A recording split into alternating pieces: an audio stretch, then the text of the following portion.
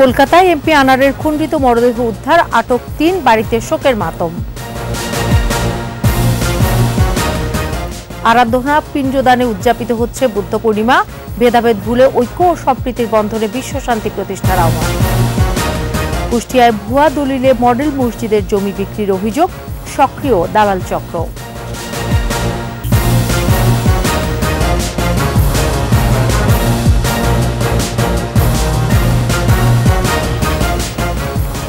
শুনছিলেন first security ইসলামী bank পিএলসির সংবাদ শিরোনাম। আমন্ত্রণ ২১ দেশের সংবাদে, সাথে আছি সোনিয়া স্নিগ্ধা। দর্শক, ২১ টেলিভিশনের সংবাদ একই সাথে সরাসরি দেখতে পাবেন আমাদের ফেসবুক পেজ www.facebook.com/2124 অনলাইনে। এছাড়াও সংবাদে আরও থাকছে, শেরপুরে ৩৭২ প্রাথমিকে নেই প্রধান শিক্ষক, ব্যাহত পাঠদান, বিপর্যস্ত শিক্ষা।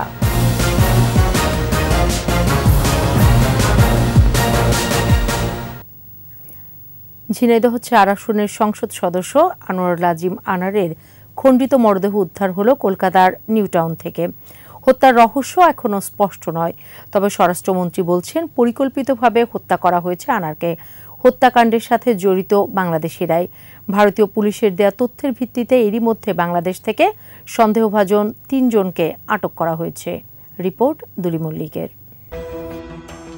আনোয়ারুল আজিম আনার ঝিনাইদহ ৪ আসনের এই সংসদ সদস্য গেল ১২ মে চিকিৎসার জন্য চুয়াডাঙ্গার দর্শনা সীমান্ত দিয়ে ভারতের কলকাতায় পৌঁছান। ওঠেন বরানগরে পারিবারিক বন্ধু গোপাল বিশ্বাসের বাড়িতে। পরদিনই সেখান থেকে চলে যান। বন্ধু গোপাল বিশ্বাস জানান, ওই দিন সন্ধ্যায় ফেরার কথা থাকলেও SMS-এ দিল্লি যাওয়ার কথা জানান আনার। ১৫ মে পর্যন্ত যোগাযোগ ছিল, এরপর থেকে ফোন বন্ধ। আনারের পরিবারও একই কথা জানালে ১৮ মে বরানগর থানায় জিডি করেন গোপাল। এরপরই তদন্তে নামে Kolkata police. Mobile phone track করার পাশাপাশি তার ভাড়া করা গাড়ি চালককে জিজ্ঞাসাবাদ করে ১ সপ্তাহ পর নিউ টাউনে পৌঁছায় তারা। সেখানে সঞ্জীবা গার্ডেন্সের একটি ফ্ল্যাটে আনোয়ারুল আজিমের মরদেহ পাওয়া না গেলেও খণ্ডিত অংশ মিলেছে। আজকে সুনিশ্চিত হয়েছে সকালবেলায়, ভারতীয় পুলিশ জানিয়েছেন যে তিনি খুন হয়েছেন। ভারতীয় সংবাদ মাধ্যম বলছে, সিসিটিভি ফুটেজে নিউ টাউনের ওই বাড়িতে এমপি আনার ছাড়াও এক নারী সহ আরও ৩ জনকে ঢুকতে দেখা যায়, তবে তাদের কাউকেই বের হতে দেখা যায়নি। মোবাইল ফোনের লোকেশনও সন্দেহজনক। একবার কলকাতার নিউ মার্কেট এলাকা, এরপর পাওয়া যায় বিহারে। কে বা কারা কেন তাকে হত্যা করেছে তা এখনও স্পষ্ট নয়, তবে তদন্ত করছে কলকাতা পুলিশ।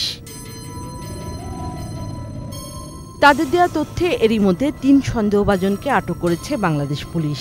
আটক ব্যক্তিরা সম্প্রতি কলকাতা থেকে ফিরেছেন। আমরা তথ্য পেয়েছিলাম, সেই তথ্য অনুযায়ী তাদের মধ্যে থেকে আমরা ৩ জন অপরাধীকে আমাদের পুলিশ ধরেছেন এবং তাদের জিজ্ঞাসাবাদ চলছে, তদন্ত চলছে। এই হত্যা পরিকল্পিত এবং বাংলাদেশিরাই জড়িত বলে জানান স্বরাষ্ট্রমন্ত্রী। আমরা বলছি তদন্তের স্বার্থে আমরা অনেক কিছুই এখন আমরা বলবো না। তদন্ত শেষ হয়ে গেলে আপনাদেরকে সব কিছু জানাবো, কেন খুন হয়েছে, কোথায় খুন হয়েছে, কে খুন করেছে, কি ধরনের অস্ত্র দিয়ে খুন হয়েছে, সবই আপনাদেরকে জানাবো। রহস্য উদ্ঘাটনে কলকাতা পুলিশের সঙ্গে কাজ করছে বাংলাদেশ কর্তৃপক্ষ। তদন্তের স্বার্থে আমরা অনেক কিছুই এখন আমরা বলবো না। দুলি মল্লিক, ২১ টেলিভিশন। আনোয়ারুল আজিম আনারের মৃত্যুতে গ্রামের বাড়ি ঝিনাইদহের কালীগঞ্জে এখন শোকের মাতম। তার হত্যাকারীদের খুঁজে বের করে দৃষ্টান্তমূলক শাস্তির দাবি জানিয়েছেন পরিবার, স্বজন ও দলীয় নেতাকর্মীরা। ঝিনাইদহ প্রতিনিধি এম রায়হানের রিপোর্ট, জানাচ্ছেন রত্না জামান। আনোয়ারুল আজিমের মৃত্যুর খবর শুনেই আত্মীয় স্বজন, প্রতিবেশী ও স্থানীয় আওয়ামী লীগের নেতাকর্মীরা জড়ো হন তার কালীগঞ্জের বাড়িতে। কোনো কিছুতেই থামছে না তাদের আহাজারি। আমাদের কালীগঞ্জের মাথা সরে গেল, আমাদের পায়ের মাটি সরে গেল। আমাদের দেশের লোকের সাথে জড়িত আছে এ হত্যাকাণ্ড। এটা একটা হত্যাকাণ্ড পরিকল্পিতভাবে। ভারতে 7 দিন নিখোঁজ থাকার পর আনোয়ারুল আজিম আনারের মৃতদেহ উদ্ধারের খবরে হতবিহ্বল সবাই। আজকে আমরা যা হারালাম, আমি স্থিরভাবে বিশ্বাস করি এই নির্বাচনী এলাকার মানুষ 100 বছরেও এরকম একজন মাননীয় সংসদ সদস্য পাবে না। নিঃস্বার্থবান মানুষ এইভাবে চলে যেতে পারে না। আমাদের কাঁদিয়ে দিয়ে লক্ষ লক্ষ জনতা। এলাকাবাসীকে নিঃস্বার্থভাবে ভালোবাসতেন বলে কান্নায় ভেঙে পড়েন স্থানীয়রা। অবিলম্বে হত্যাকারীদের খুঁজে বের করে দৃষ্টান্তমূলক শাস্তির দাবি তাদের। বাংলাদেশ আওয়ামী লীগের সভানেত্রী দেশরত্ন শেখ হাসিনা সহ আমরা ভারতীয় প্রশাসনের কাছে এই হত্যার বিচার চাই। মাননীয় প্রধানমন্ত্রীর কাছে বিনীত অনুরোধ, এই এমপির হত্যার বিচার আমরা চাই। 12 মে দুপুরে সংসদ সদস্য আনোয়ারুল আজিম আনার চিকিৎসার জন্য ভারতের কলকাতায় যান। ওই দিন তার বন্ধু বরাননগরের গোপাল বিশ্বাসের বাড়িতে ওঠেন। পরের দিন 13 মে ডাক্তার দেখানোর জন্য ওই বাড়ি থেকে বেরিয়ে যান। এরপর থেকে নিখোঁজ হন এমপি আনার। রত্না সামান, 21 টেলিভিশন। যথাযোগ্য মর্যাদা ও ভাবগাম্ভীর্যে উদযাপিত হচ্ছে বৌদ্ধদের প্রধান ধর্মীয় উৎসব বুদ্ধ পূর্ণিমা। ভেদাভেদ ভুলেও ঐক্য ও সম্প্রীতির বন্ধনে বিশ্ব শান্তি প্রতিষ্ঠার আহ্বান ধর্মগুরুদের। মোহাম্মদ হানিফের ক্যামেরায় মানিক শিকদারের রিপোর্ট। প্রায় 2500 বছর আগে মহামতি গৌতম বুদ্ধ আবির্ভূত হয়েছিলেন বৈশাখী পূর্ণিমা তিথিতে। জন্ম, বোধিজ্ঞান ও নির্বাণ লাভ, এই ত্রিস্মৃতি বিজড়িত দিনটি বুদ্ধ পূর্ণিমা হিসেবেই পরিচিত।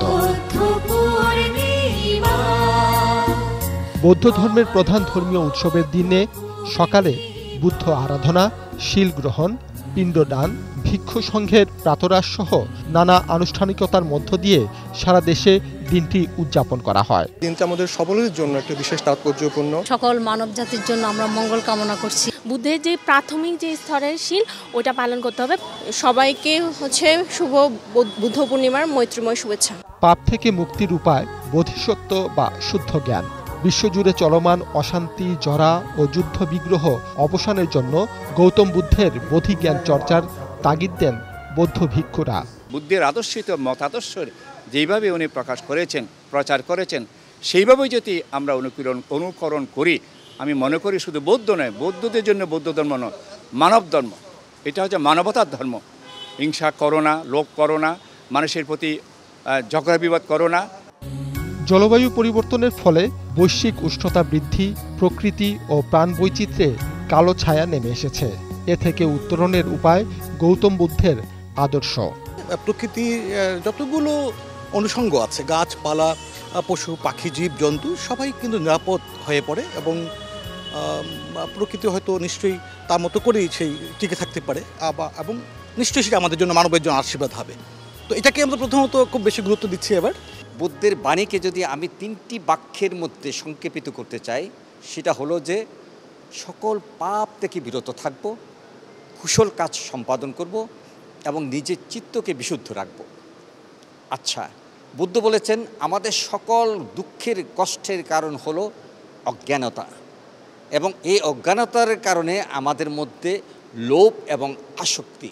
বৌদ্ধ ধর্মাবলম্বীরা যাতে নির্বিঘ্নে তাদের ধর্মীয় উৎসব পালন করতে পারেন সেদিকে তৎপর ছিল আইন শৃঙ্খলা রক্ষাকারী বাহিনী। পুলিশ প্রধান মেরুল আন্তর্জাতিক বৌদ্ধ বিহারে শুভেচ্ছা বিনিময় করেন। আমরা সকলে মিলে তাদেরকে এই তাদের উৎসব পালনে সারা দেশে প্রয়োজনীয় সহযোগিতা দিচ্ছি এবং দেব। গতবারও আমরা এখানে এসেছি। যুদ্ধ বিগ্রহ, ধর্ম, বর্ণ, জাতিগত হানাহানি চলছে বিশ্বজুড়ে, আর এসব ঘটছে সঠিক জ্ঞানের অভাবে। গৌতম বুদ্ধের আদর্শই পারে এই বিশ্বজুড়ে চলমান যুদ্ধ বিগ্রহ থেকে মুক্তি দিতে। শুধু মানুষই নয়, পৃথিবীর সকল প্রাণীকে সুখী করতে প্রয়োজন গৌতম বুদ্ধের আদর্শের চর্চা করা, এমনটাই বলছেন বৌদ্ধ ধর্মাবলম্বীরা। মানিক শিকদার, 21 টেলিভিশন, ঢাকা। এদিকে দেশজুড়ে বুদ্ধমূর্তি দান ও পূজা, শীল গ্রহণ, পিণ্ডদান, অষ্টপরিষ্কার দান, সংঘদান, ভিক্ষু সংঘের প্রাতরাশ ও জ্ঞাতি ভোজন সহ নানা আনুষ্ঠানিকতায় বুদ্ধ পূর্ণিমা উদযাপন করছে বৌদ্ধরা। বৌদ্ধবিহার ও পল্লীগুলোর উপাসক উপাসিকাদের সাথে উৎসব আয়োজনে মেতে উঠেছেন কক্সবাজারের বৌদ্ধরা। উখিয়ায় দীর্ঘ 1.5 কিলোমিটার জুড়ে শোভাযাত্রা বের হয়। চট্টগ্রামে বিভিন্ন বিহারে প্রদীপ প্রজ্বলনে দেশ জাতির মঙ্গল কামনা করেন বৌদ্ধ নরনারী দায়ক দায়িকারা। রাঙামাটি শহরের শোভাযাত্রা সহ রাজবন বিহারে ছিল ধর্মীয় আয়োজন। পুণ্যার্থীদের পঞ্চশীল প্রদান করেন বিহার প্রধান প্রজ্ঞালঙ্কার মহাস্থবির। বান্দরবানের বিহার ও মন্দিরগুলোতেও চলছে প্রার্থনা, সোয়াইং দান, জলসিঞ্চন ও পঞ্চশীল গ্রহণ। ভিক্ষুদের পিণ্ডদান করেন খাগড়াছড়ির বৌদ্ধরা। এদিকে দিনটিতে হিলি স্থলবন্দর দিয়ে আমদানি রপ্তানি সহ সব কার্যক্রম বন্ধ থাকলেও ইমিগ্রেশন চেকপোস্ট দিয়ে দুদেশের মাঝে যাত্রী পারাপার চালু রয়েছে। কুষ্টিয়া শহরের একটি মডেল মসজিদের জমি ভুয়া দলিলের মাধ্যমে বিক্রি করে দেওয়ার অভিযোগ উঠেছে। দালাল চক্রটি মসজিদের আরও জমি একই উপায়ে বিক্রির চেষ্টা করছে। তবে অভিযুক্তদের দাবি মসজিদের জমি নয়, ক্রয় সূত্রে পাওয়া জমি বিক্রি করেছেন। এ নিয়ে এলাকায় উত্তেজনা দেখা দিয়েছে। কুষ্টিয়া প্রতিনিধি জহুরুল ইসলামের তথ্যচিত্রে আরও জানাচ্ছেন সমর ইসলাম। সম্প্রতি সরকারি অর্থে কুষ্টিয়া শহরের কুঠিপাড়ায় পুরনো মসজিদ ভেঙে আধুনিক মডেল মসজিদ নির্মাণ করা হয়েছে। নির্মাণের বেশ কয়েক বছর আগে মজমপুর মৌজায় এই মসজিদে 20 শতক জমি দান করেন স্থানীয় মাহাতাবুদ্দিন সরকার ও তার ছেলে।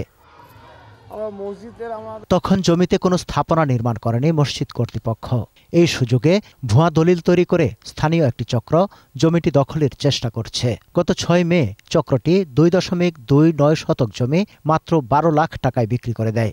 এই সম্পত্তি মসজিদ ঈদগাহে হচ্ছে, এটা দান করা হয়েছে। আর অনেকের জমি আছে, শুধু গণীয় করলি না, মসজিদকে দান করেছে। এখন মসজিদ কি করবে সেটা কর্তৃপক্ষ জানে। তবে অভিযুক্তদের দাবি ওই জমি মসজিদের নয়, তারা ক্রয় সূত্রে পাওয়া জমি নিয়ম মেনে বিক্রি করেছেন। এখানে না মসজিদের কোনো জমি আছে না ঈদগাহ জমি আছে। আমরা তো এই পাড়ারই সন্তান, এই মসজিদের পিছনে আমাদের অবদান আছে, ঈদগাহর পিছনে আমাদের অবদান আছে। আমরা কখনো এইরকম ধরনের কাজ আমরা কেন করতে যাব? মসজিদ কমিটির নেতা ও স্থানীয় জনপ্রতিনিধিরা বলছেন ওই জমির মালিকানা মসজিদের, কোনোভাবেই জমি বেদখল হতে দেবেন না বলেও জানান তারা। পুরা পুরাতন মসজিদ যদিও বিলুপ্ত হয়েছে, কিন্তু কমিটি আছে এবং কমিটির আন্ডারে নেওয়া হয়েছে। এখন আমাদের তো সম্পত্তি রক্ষা করতে হবে। আসলে এই সম্পত্তি কারোর ব্যক্তিগত সম্পদ না, এটা একটা প্রতিষ্ঠানিক, একটা সামাজিক প্রতিষ্ঠানের সম্পদ। এই সম্পদ রক্ষা করার দায়িত্ব এলাকাবাসীর সকলের। এদিকে মসজিদের জমি বেদখল হওয়ার খবরে এলাকায় উত্তেজনা দেখা দিয়েছে। তবে স্থানীয় প্রশাসন বলছে দুপক্ষের কাগজপত্র দেখে শিগগিরই বিষয়টি নিষ্পত্তি করা হবে। কমিটি আছে, তাদের সাথেও প্রয়োজনে কথা বলা লাগলে আমরা কথা বলে রেকর্ড পত্র দেখে এবং এর গ্রহণযোগ্য সমাধান আমরা করে দেব। মসজিদের জমি যাতে ব্যাহত না হয় সে ব্যাপারে দ্রুত কার্যকর পদক্ষেপ দেখতে চায় এলাকাবাসী। সমর ইসলাম, 21 টেলিভিশন। নিচ্ছি বিরতি, যখন ফিরছি তখন অন্যান্য খবরের সাথে আরও থাকছে। মারামারি থামাতে যাওয়ায় কুপিয়ে কৃষক হত্যা, সন্ত্রাসী বাহিনীর বিচার দাবিতে উত্তাল ময়মনসিংহের চর। আবার আমন্ত্রণ 21 দেশের সংবাদে। তুচ্ছ ঘটনায় যেন মামলা না হয় সেজন্য দেশের মানুষকে সচেতন হওয়ার আহ্বান জানিয়েছেন প্রধান বিচারপতি ওবায়দুল হাসান। ছোট ছোট ঘটনার স্থায়ীভাবে মীমাংসা হলে মামলা জট এবং বিচারের দীর্ঘসূত্রিতা কমানো সম্ভব বলে মনে করেন তিনি। সকালে লালমনিরহাট আদালত প্রাঙ্গণে আইনি সহায়তা ও বিচার প্রার্থীদের বিশ্রামাগার ন্যায়কুঞ্জের উদ্বোধন করেন প্রধান বিচারপতি। মামলা জট কমাতে ভূমিকা রাখা সহ আইন পেশাকে দেশের কল্যাণে কাজে লাগাতে আইনজীবীদের প্রতি আহ্বানও জানান তিনি।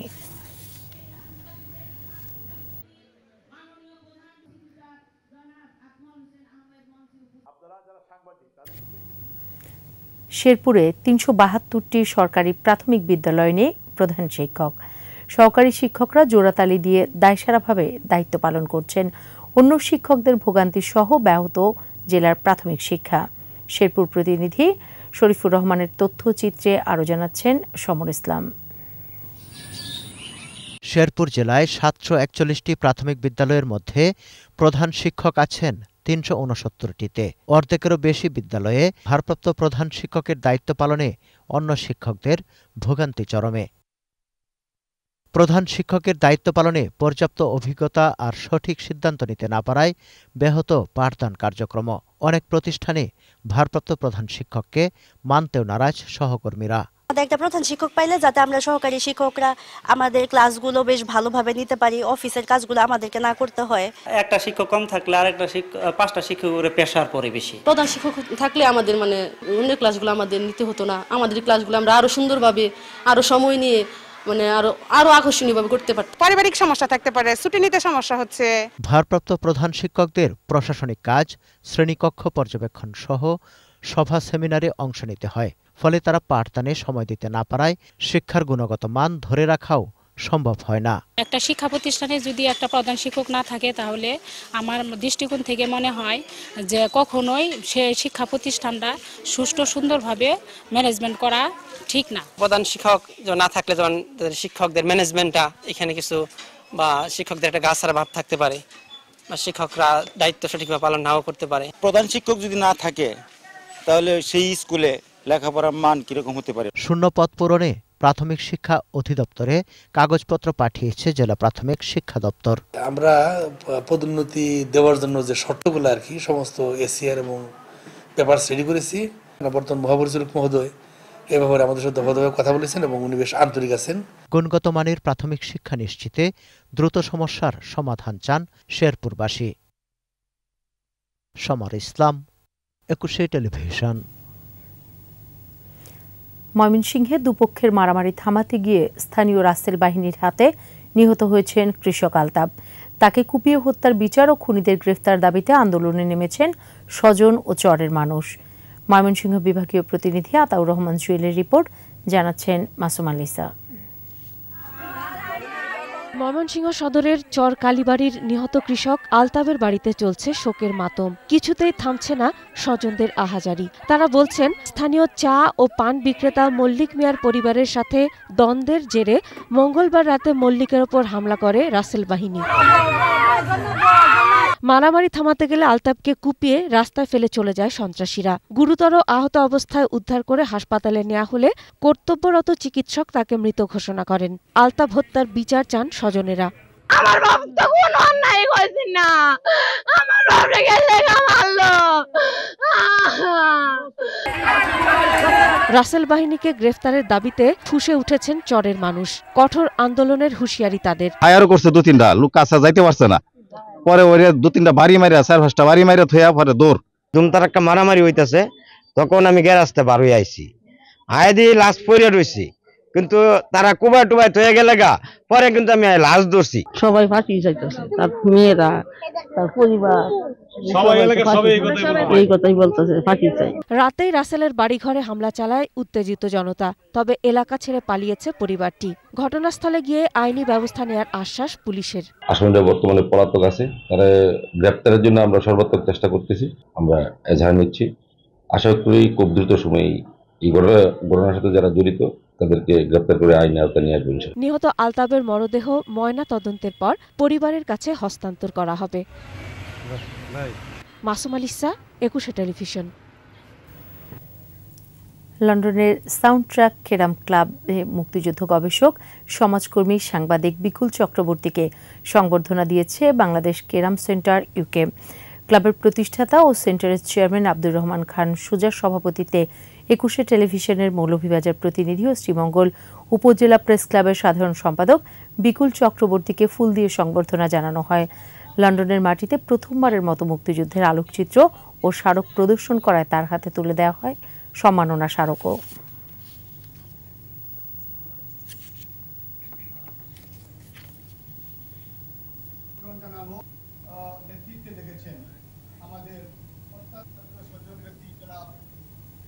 এবার চট্টগ্রামের খবর।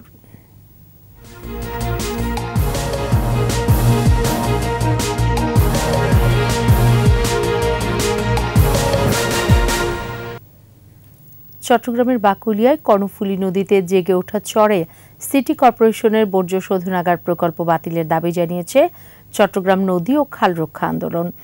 25 মের মধ্যে প্রকল্পটি বাতিল না করা হলে 27 মে নগর ভবনের সামনে অবস্থান কর্মসূচির ডাকও দিয়েছে সংগঠনটি। দুপুরে চট্টগ্রাম প্রেস ক্লাবের সংবাদ সম্মেলনে ছিলেন সংগঠনের সাধারণ সম্পাদক আলিউর রহমান, নাগরিক আন্দোলনের নেতা ডাক্তার মাহফুজুর রহমান। তাদের দাবি, নদী দখল ও দূষণ বন্ধে হাইকোর্টের সুস্পষ্ট নির্দেশনা আছে। তাছাড়া কর্ণফুলীর নাব্যতা ফিরিয়ে আনতে নদী খনন না করে জেগে ওঠার স্বরে বর্জ্য শোধনাগার নির্মিত হলে ধ্বংস হবে জীববৈচিত্র্য ও বাস্তুতান্ত্রিকতা। শেষ করছি ২১ দেশের সংবাদ। যাবার আগে ফার্স্ট সিকিউরিটি ইসলামী ব্যাংক পিএলসি সংবাদ শিরোনামগুলো আরো একবার। কলকাতা এমপি আনারের খণ্ডিত মরদেহ উদ্ধার, আটক ৩, বাড়িতে শোকের মাতম। আরাধনা পিণ্ডদানে উদযাপিত হচ্ছে বুদ্ধ পূর্ণিমা, ভেদাভেদ ভুলে ঐক্য ও সম্প্রীতির বন্ধনে বিশ্ব শান্তি প্রতিষ্ঠার আহ্বান। কুষ্টিয়ায় ভুয়া দলিলে মডেল মসজিদের জমি বিক্রির অভিযোগ, সক্রিয় দালাল চক্র।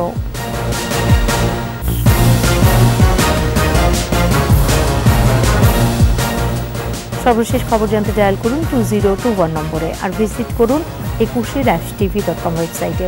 এছাড়া ফেসবুকে ভিজিট করতে পারেন facebook.com/2124 অনলাইনে। এতক্ষণ সাথে থাকার জন্য ধন্যবাদ। পরের সংবাদ সন্ধ্যা ৭টায় দেখার আমন্ত্রণ রইল। ২১-এর সাথেই থাকুন।